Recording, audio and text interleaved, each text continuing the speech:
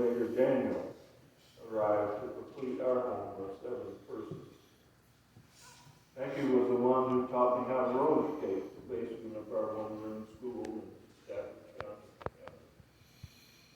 Skates were the type that clamped onto your shoes and with only one strap to hold them on. She seemed to be the best roller skater I ever saw. She was the one who encouraged me in 4-H to take on tasks that I was not familiar with. Becky learned to cook, sew, 4-H. And I'll have to tell you that some of her first attempts at cooking were not stellar. We as a family became guinea pigs for her attempts at making cakes that were about ½ inch high. Gravy that had big lumps of flour in it, and fried chicken that might not have been completely cooked inside. But we somehow survived and thrived. Becky went on to become one of the best cooks that I've known.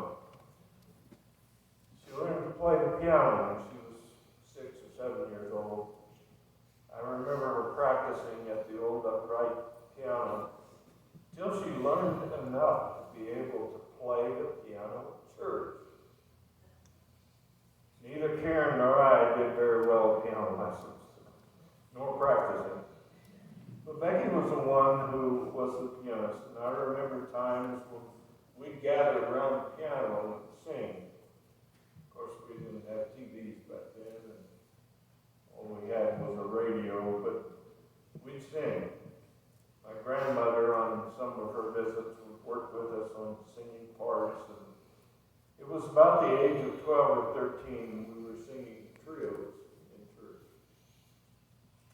Sometimes the whole family would sing along, with Dad trying to scratch out a bass part. He was not able to carry a tune vocally. But he knew how to whistle. And it was embarrassing at our young age to be singing our hearts out while Dad was in the background whistling a song. Of course, this all occurred before and during the time that Dan and Cindy were babies or toddlers. When the decision was made for Becky and I to attend the Friends Academy in Haviland, she was a junior and I was a sophomore, well on our way to establishing herself musically. Becky played so much by ear, and if you gave her the chords, she figured it out. I remember one semester she took music theory, and I know that she labored intensively over that class. She was one who played by ear, and she worked hard in that class to get through it. Becky had a lifetime of enjoyment in being at the keyboard for church, at home. The family would gather, and she played for groups and just a variety of things. When the family would gather with Dad insisting that we play and sing for him while he secretly recorded on a cassette player at each event. I'm sure those cassettes are somewhere. They need to be burned.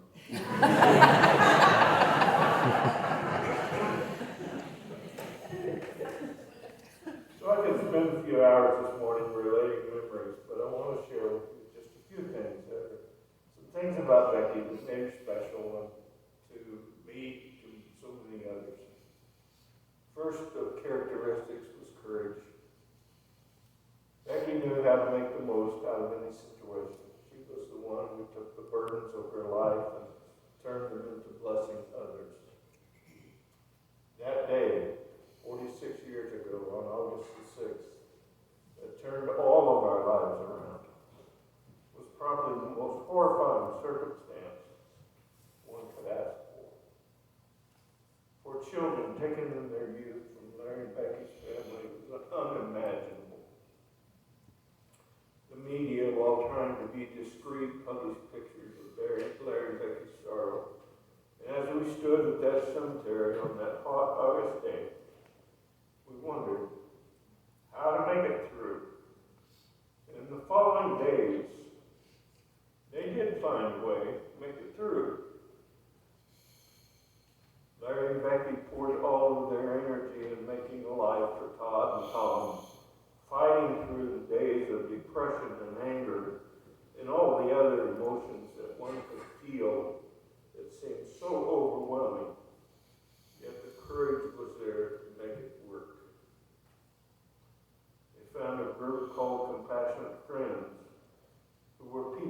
common circumstances, having lost a child. Larry and Becky were able to share their stories with hundreds of couples and also to instill within them the courage to make it through. No one will ever know the anguish and sorrow that they experienced as they shared their stories.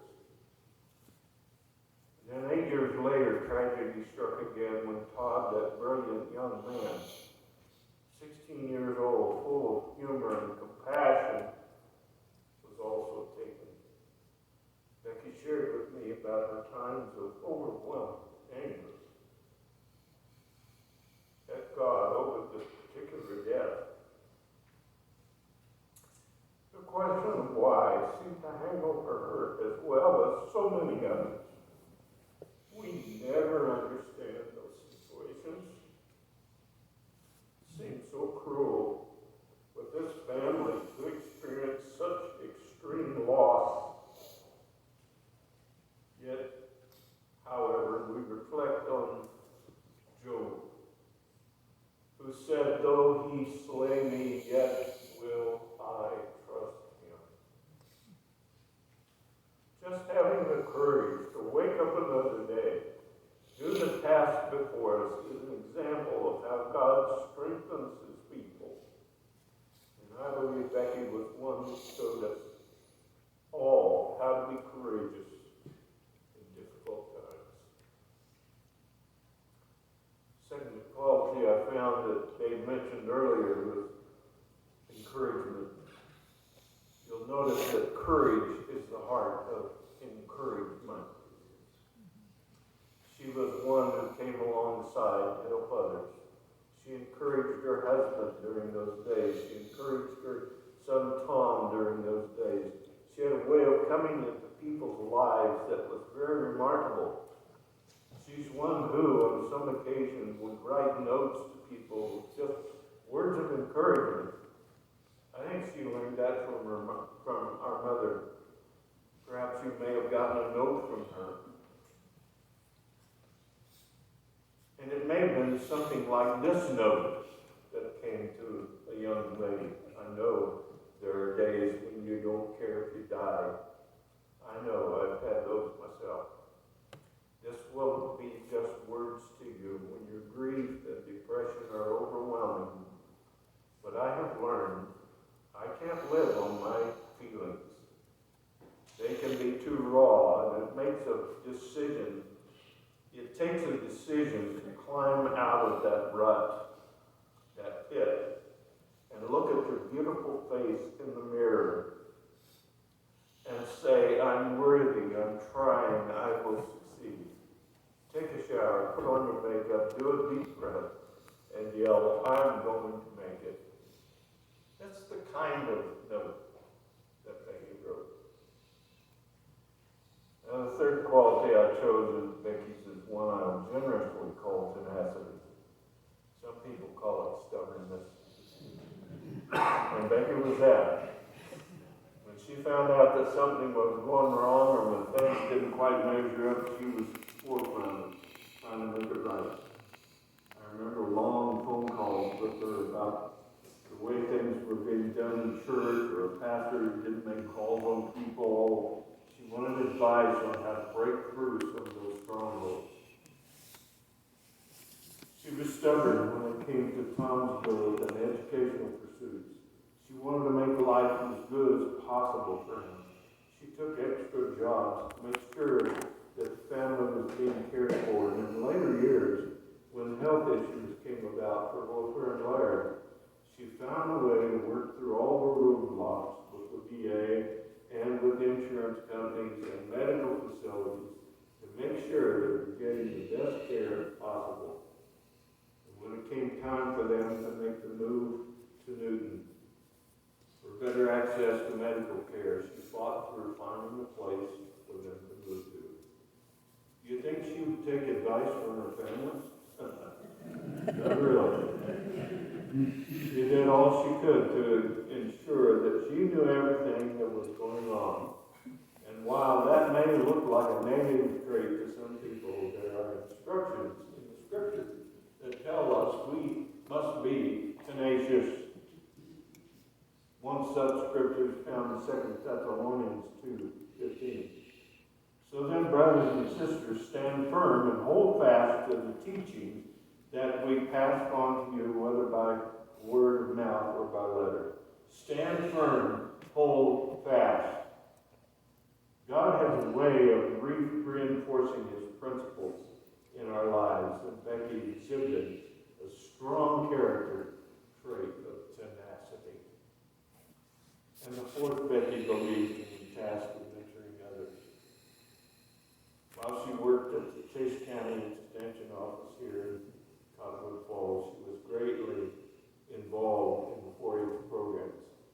She had the task of putting together much of the Chase County Fair, including the exhibits for young people, even judging some of them.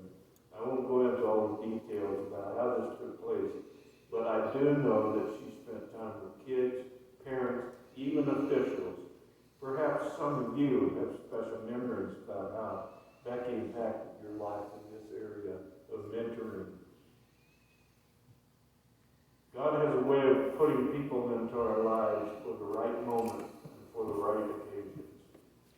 We never know why or how he does it, but somewhere along the way, they plugged into us. Becky was one of those beautiful souls, extremely talented, who just walked into people's lives, whether they were in the medical community, in the 4-H, in church, no matter where, they touched people's lives with positive impression. I am so grateful to have been chosen by God to be her younger brother. So now that we're all teared up and everything, I want to offer you